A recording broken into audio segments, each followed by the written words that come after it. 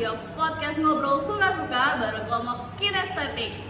Tapi sebelum kita lanjut ke materi atau topik yang bakal kita bahas, kita bakal perkenalan diri terlebih dahulu karena ada yang namanya istilah tak kenal maka tak sayang. Jadi saya Cahaya Rustandayani, Saya Ayu Fagansa, saya Devi Agustin. Saya Muhammad Firman. Nah, oke, kita lanjut ke materi kita, yaitu tentang perbankan.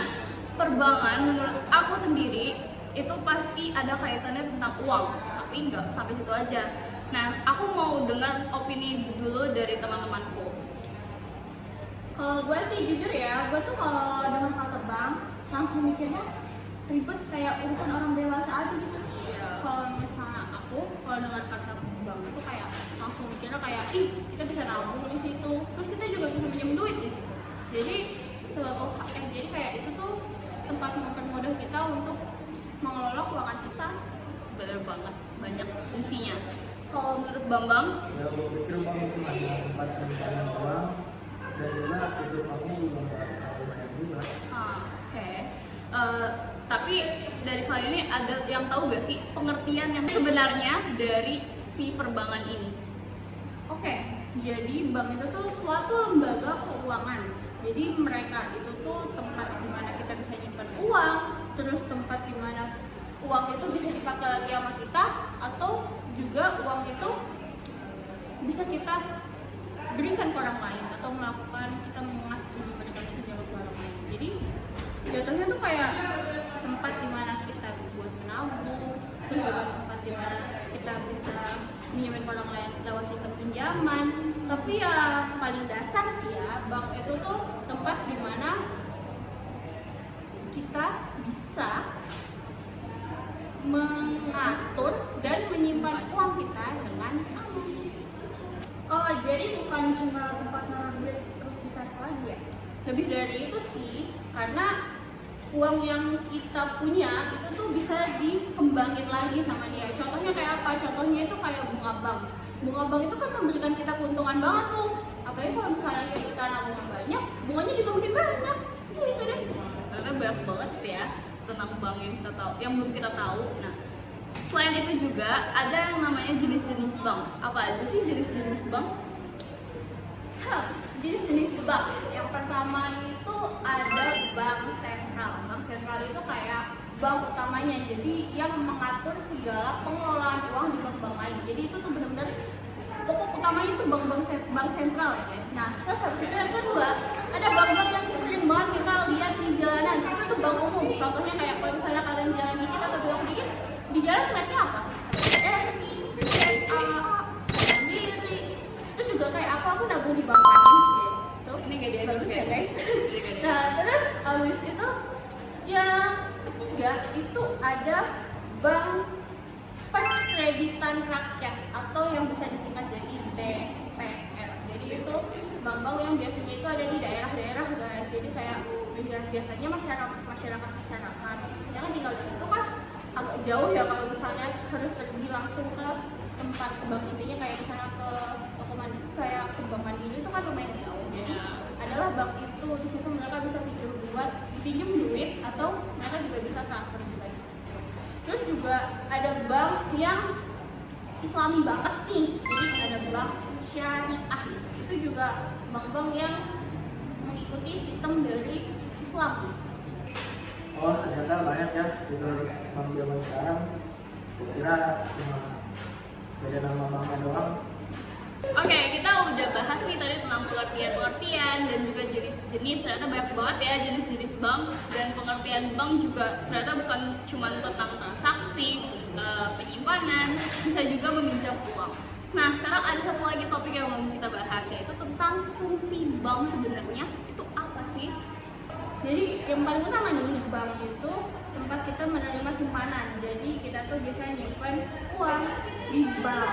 Lalu juga bank ini bisa menyalurkan kredit atau pinjaman. Jadi uang yang kita punya itu bisa disalurkan kepada orang lain sebagai pinjaman. Terus juga kita juga bisa pinjam ke bank. Terus juga yang ketiga itu adalah melayani transaksi keuangan. Contohnya kayak transfer, terus juga kayak bayar tagihan, bayar tagihan listrik, token listrik, atau bayar pulsa. Terus juga ada nih yang sekarang banget lagi tenar banget di antara Gen Z kalau misalnya keluar nggak pakai cashless Cashless banget ya. cashless banget ya misalnya Gen Z. Jadi sebenarnya kayak itu tuh penggunaan QRIS itu juga bisa dari bank sebenarnya, kayak penggunaan dari bank BCA atau BIMO itu juga bisa. Oke, jadi tapi gue agak bingung nih, QRIS atau e-wallet ini masuknya tuh tetap ke bank atau dia tuh punya apa ya, kayak usaha sendiri, perusahaan sendiri gitu? Nih, kalau bank itu lembaga resmi tempat kita nabung, minjem uang, transaksi, dan diawasi sama OJK dan Bank Indonesia. Kalau e-wallet itu cuma alat bantu buat transaksi, misalnya bayar makanan, beli pulsa, atau ongkir, tapi dananya tetap nyambung ke bank. Jadi saldo dana misalnya, sebenarnya uang itu dari rekening bank yang diisi ke sana. Oh, jadi kalau misalnya nih, kita punya QRIS, kita punya bank, kita punya tabungan bank. Terus misalnya kita bayar QRIS pakai tabungan bank itu, nanti saldo kita kesedot gitu. Jadi intinya e-wallet itu kayak dompet digital tapi tetap butuh rumah utamanya, yaitu bank. Oke, I see.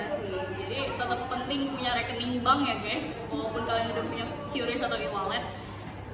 Gua ada pertanyaan nih.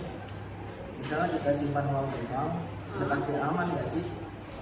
Soalnya baca-baca di internet ada penipuan identitas, korbannya nasabah telah menjadi korban pencurian identitas. Gue juga baca tahu di internet ada korupsi internal. Jadi tuh kayak manajemen bank menyalahgunakan dana operasional dan investasi. Itu banget. Tapi gue juga kemarin dengar tau gak sih korupsi pertama. Itu tuh bener-bener Triliun ya. triliun banget guys. Kalian bayangin selama ini kalian isi bensin, ternyata kalian isi pertalit. Oh my god, tapi nggak usah jauh-jauh ya kayak korupsi gitu. Kita juga pasti sering ngalamin tuh, kayak contohnya kayak penipuan. Kalian pernah gak ditelepon tiba-tiba, halo aku saudara kamu, aku masuk rumah sakit, tolong minjemin uang dong. Terus kalian percaya? Nope. Jangan ya guys, itu tuh nggak boleh. Kalian nggak percaya sama kayak gitu kan. Terus kalian harus lebih waspada tuh kayak gitu. Apalagi dia spam telepon terus. Kalian bisa kan sekarang tuh banyak banget aplikasi-aplikasi yang bisa ngasih tahu kalian kalau nomor itu tuh nomor yang nggak kalian kenal itu tuh aktivitas spamnya udah tinggi. Jadi itu tuh nomornya jadi kuat. Oke. Itu namanya phishing ya guys, kalau misalnya ada yang telepon nomor tidak dikenal, kalian jangan pernah angkat. Dan kalau penipuan itu juga banyak terjadi kalau misalnya kita mau beli yang sekarang tuh udah pakai QR barcode gitu, itu bisa diganti QR barcode-nya ke orang yang tidak tidak amanah gitulah. Misalnya kita mau beli sesuatu nih, kita udah scan terus kata mbaknya nggak masuk. Nah itu tuh bisa jadi QR barcode itu ke orang lain, udah diganti ke orang lain. Jadi kayak kalian tetap harus hati-hati sih dengan penggunaan. Itu jual barcode-nya. Iya, diganti. Itu parah banget. Ya, ternyata walaupun kita udah nyimpan uang di bank, bukan berarti bisa menjamin uang kita tetap aman, identitas kita aman. Kita tetap harus hati-hati, kita tetap harus waspada karena kejahatan bisa datang di mana saja dan kita tidak bisa memprediksi itu. Tapi kita juga nggak boleh nih jadi salah satu kejahatan itu. Kayak ada kasusnya nih, kalian misalnya pura-pura udah bayar, ternyata kalian itu copycat dari ChatGPT. NANI? Parah banget, jangan penggunaan AI yang salah. Iya, itu salah banget. Sekarang gue baru ingat nih, selama ini dengan kata bank itu cuma tahu nabung, ternyata banyak juga ya fungsinya ya. Terus juga semuanya tuh penting buat kehidupan sehari-hari kita. Kayak tadi tuh penting banget kalau misalnya kita nggak tahu, terus duit kita hilang gitu aja. Oh my god, selama ini kita capek-capek nabung tapi duit kita raib dia bawah. Orang-orang tidak bertanggung jawab. Parah banget zaman sekarang dari duit tuh Susah, terus kayak hilangnya semua orang-orang yang bertanggung jawab. duit doang hilang, duit tuh hilang parah. Oke, sebelum kita tutup, masih ada satu pertanyaan lagi nih. Menurut kalian, kenapa sih kita nih udah udah disuruh belajar tentang perbankan ini dari kelas 10, padahal kan kayak bank itu sebenarnya urusan orang dewasa kan, kayak nabung, kita kan masih sekolah. Tapi kenapa sih udah diajarin dari kelas 10 ini? Karena biar nggak buta soal keuangan, kita juga bakal butuh bank nantinya. Oke. Nah, kalau menurut lu gimana Bang? Ya biar orang tinggal info dan bisa mulai musim masa depan dari sekarang. Boleh. Kalau lu Ge? Kalau menurut aku, karena bank itu tuh bagian penting dari ekonomi kita. Apalagi nanti kalau misalnya kita udah kerja, itu kita dapat gajinya ditransfernya ke bank guys. Jadi itu penting banget. Jadi kita harus lebih tahu dari sekarang biar nanti pas dapat gaji kita nggak salah transfer. Dan betul guys. nanti kita di masa depan juga nggak bingung gimana sih cara gunain bank, karena kita udah tahu nih basic dan pengertian tadi udah dijelasin, jenis-jenisnya juga.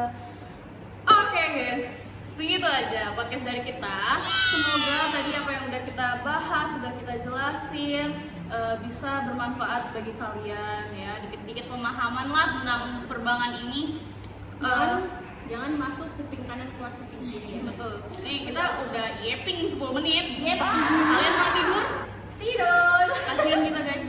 Oke, sekian dari kami. Wassalamualaikum Warahmatullahi wabarakatuh.